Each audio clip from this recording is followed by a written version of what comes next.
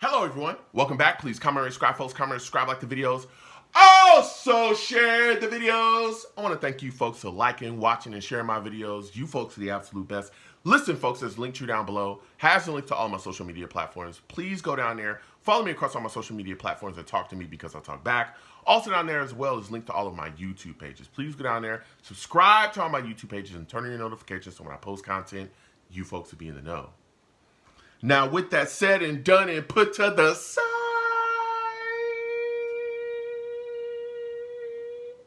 yeah. I've come to talk to you folks today about the New York Jets getting a stunning victory over the New York Giants in overtime, 13-10. Wow. Yo, this game was ugly, okay? It was ugly, man. It was ugly. and oh my goodness, it was rough to watch at times, okay? As a Jets fan through and through, I love this team. But man, that was not a pretty game whatsoever. Salutes and respect to all the savages that joined your boy. All right, we watched the game together, did a live game reaction, also did a live radio show directly after the game. Please go check that out in my lives, and please check out that post game radio show because wow, it was wild to watch live. And I'm gonna start off with the Jets offense, okay?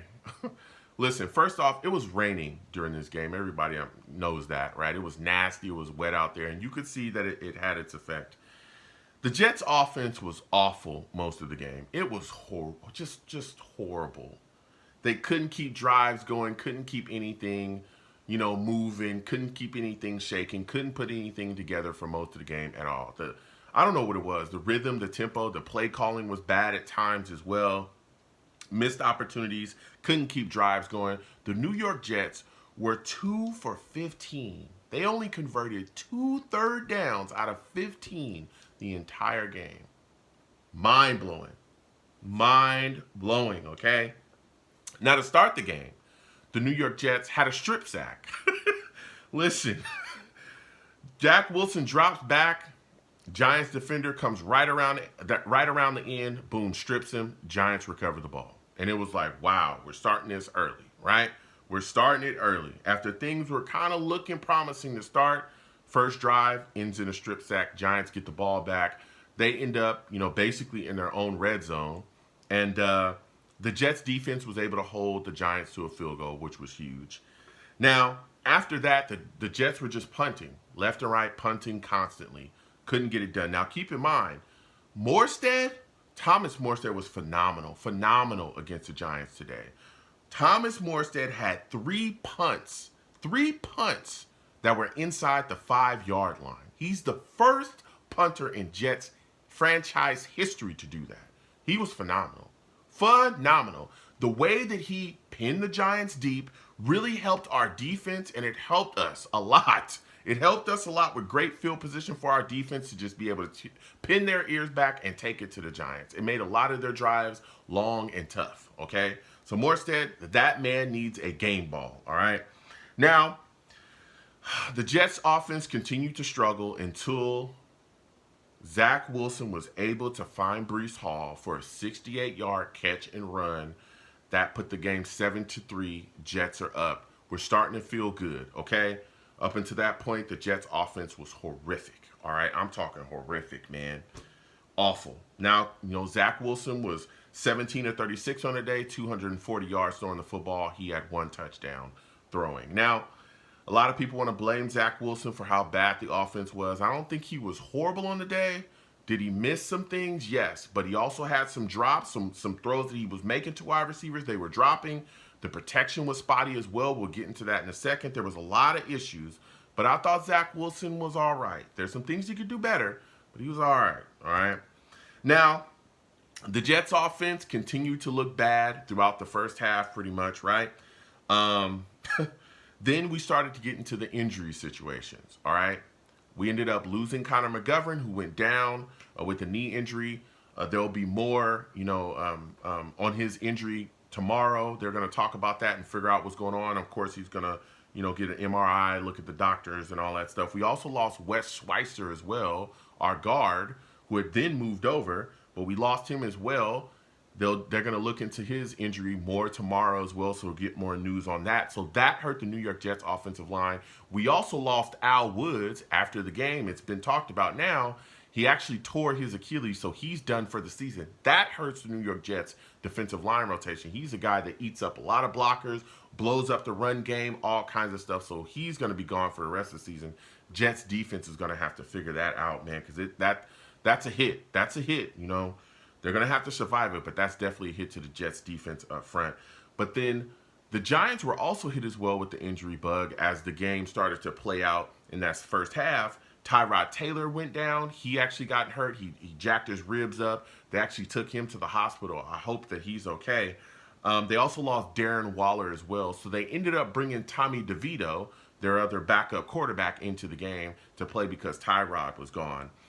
And for the New York Jets, again, losing their starting center and the guard, they actually brought in a guy named Xavier Newman, who's a practice squad guy that had just gotten called up.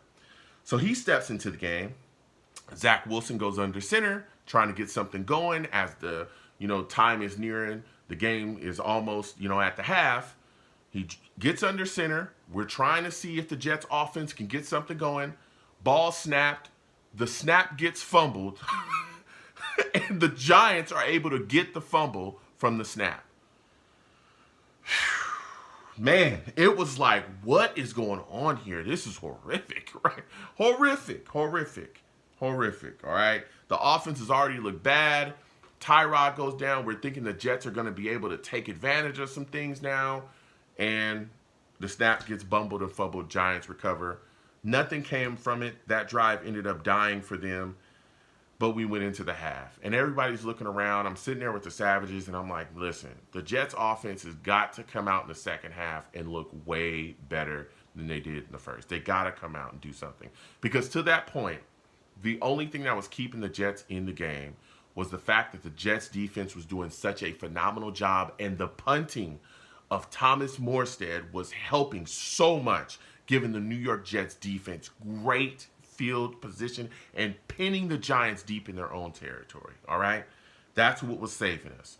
Now we get to the second half, and the Giants come out, and they start ripping runs with Saquon Barkley. Now, to this point, right, the Jets had really been able to corral Saquon Barkley. He wasn't going off at all. Every time he got the ball, everybody rallied to the ball. They really were shutting him down. Man. And he started ripping some runs, and then the molecules with stripes, okay? Pay attention, okay? I got to be careful when I talk about these people. The molecules that are on the field that wear stripes, all right, they got involved like they always do, okay? And started to work the Jets over. They basically gift wrapped a touchdown drive for the Giants, okay? There was 2 bogus calls on the Giants drive coming out in the second half that gave them a touchdown. One of them was against Quincy Williams. DeVito threw a ball and went through a wide receiver's hands. Quincy Williams continued in, ended up hitting the wide receiver. They called unnecessary roughness on Quincy. That's a bang-bang play. That's a run-of-the-mill play in the NFL that we see all the time. And they call unnecessary roughness on Quincy. That then gave the Giants a first down and yardage and continued to extend their drive. Then Jermaine Johnson got a penalty, which was wild because DeVito was trying to run, okay? He ends up getting hit. He's in a crowd of guys still standing up, though, and going. Jermaine Johnson comes over, corrals to the ball, hits DeVito. They give Jermaine Johnson an unnecessary roughness penalty. That then extended the drive for the Giants. They continued to move the football, and eventually DeVito runs into the end zone for a touchdown. Mind-blowing. That put the Giants up 10-7, all right? Unbelievable. Now, the Jets' penalties on the day, they were awful, okay? There was penalties left and right that really hurt them. But those 2 penalties I thought were bogus. Now, the Jets had 9 penalties on the day. 9 for 85 yards. Wow. They got to clean that up. That's a lack of focus. There were so many penalties in this game that was mind blowing, and I'm going to get into. Michael Clemens had a penalty as well on 4th and 5 that gave the Giants a first down when they were going to punt to continue a drive. It was the penalties from the Jets were awful on the day. Those two penalties were so bogus. It was mind blowing. But there was other things where you could just tell like they're not thinking. It's just lapses. It's just mind blowing. And this is all coming out of a bye week. Now, again, Saquon, the Giants were trying to rely on him heavily. I mean, at one point, it was like 12 minutes left in the fourth quarter, and their entire game plan was just hand the ball off to Saquon, see what he can do. You could clearly tell that they were just trying to drain the clock because they thought, look, we're up 10-7. The Jets offense stinks. They're not going to be able to do anything. Let's drain the clock and get out of here. That was their game plan. Saquon had 36 carries on the day. I'm going to say it again. Saquon Barkley had 36 carries on the day against the Jets for 128 yards. Unbelievable. They just kept handing the ball to Saquon. It was mind-blowing. And the Jets offense was just dead. I'm talking dead. They couldn't get anything rolling, couldn't get anything going. And at one point, it looked like the game was over. The Jets had gotten the ball late in the fourth. Zach Wilson dropped back, on 4th down, and ended up taking a sack instead of just throwing the ball up and just seeing what could happen. And what's crazy is, if you go on social media, there's videos, people were actually leaving the stadium after that. The stadium was like almost empty, pretty much, because everybody's like, the game's over, right? So Giants get the ball, they get a drive together, try to go down. It looks like they're going to hit a field goal, right? Graham Gano comes out, misses the field goal. Now, keep in mind, he missed 2 on the day. That was the second one. Misses the field goal, okay? And there's videos, again, people leaving the stadium, but then rushing back into the stadium once Gano missed the field goal. Now, that gave the Jets the ball back, okay? And when the Jets got the ball back on the 25, there was a chance, but there was 24 seconds left, okay? Jets offense looked stinky. Let's see what happens. Zach Wilson comes out, all right, on his 25, drops back and finds Garrett Wilson for 29 yards. I mean, it was a great throw. Now, keep in mind, Garrett Wilson, 7 catches, 100 yards on the day. Garrett Wilson was doing work. He was doing work. He made a bunch of just fantastic catches, okay? One along the left sidelines where he basically just barely got in. I'm talking barely. Like, scraped his toes in. There was another catch where he was interfered with, but still was able to catch the football and then turned around and got a first down anyway. Garrett Wilson is a dog. Garrett Wilson is a dog, man. He's a dog, bro. That's all I got to say. Garrett Wilson is a straight dog, all right? So after that 29-yard throw and catch, Jets run down. Zach Wilson hikes the ball, drops back again, and finds Allen Lazard for another 29-yard pitch and catch, all right? Now, clock's ticking. Zach Wilson runs down the field and spikes the ball with 1 second left on the clock, all right? Greg Zuerlein comes out and hits a 35-yard field goal to tie the football game 10-10. The New York Jets and the New York Giants are now going into overtime, and I was beside myself. I didn't know what the heck was going on. The Jets' offense had been dead, was awful the whole game. It was just bad. And then all of a sudden, 24 seconds left, the light switch comes on, and now we're moving and grooving. We go into overtime, all right? The Giants get the ball first because they won the coin toss. Their offensive game plan was some type of quick passes to Saquon, like I think it was like almost 3 times in a row. And that was getting stopped and shut down. The Giants punt. We get the ball back. Garrett Wilson was a target. Zach Wilson got the ball to him. Then Zach Wilson dropped back again and was looking for somebody to get the ball to. Sees Malik Taylor down the field, bombs it down the field to him. A Giants defender you could tell he was getting beat. He just jumped up and spread his arms and fell into Taylor. Taylor gets the pass interference call, puts the New York Jets in great position on a 15-yard line. Greg Zuerlein comes out. They just put the special teams out there, go out there, field goal team on first down on the 15-yard line. Greg Zuerlein goes out there and hits a field goal to lift the New York Jets to a W over the New York Giants. 13-10 in overtime. Jets win. I'm stunned, dude. I don't know what to say. I don't know what to say. The only thing I can say is, do you believe? Do you believe? Okay? The New York Jets did it. They snatched victory from the jaws of defeat. Do you believe? It was not pretty. Okay? It was very ugly.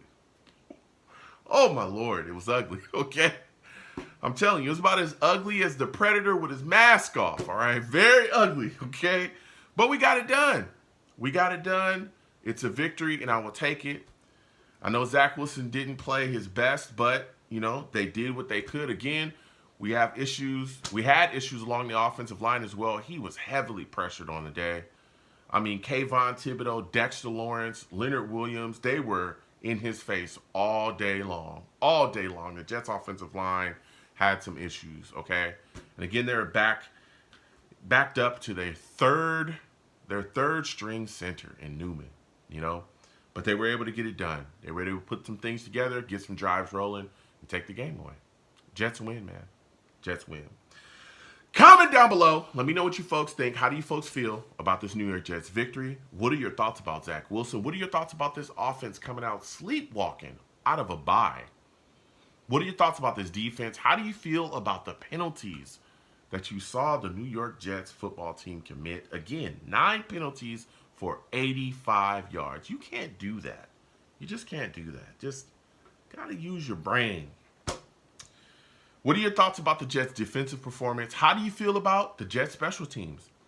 Thomas Morstead, Greg Zuerlein, those guys deserve a salute. What a performance from those two players, okay? Where would we have been without them? I don't think we win this game without those two guys, all right? Comment down below. Let me know what you folks think. We'll go back and forth. Folks, have a good one. Peace.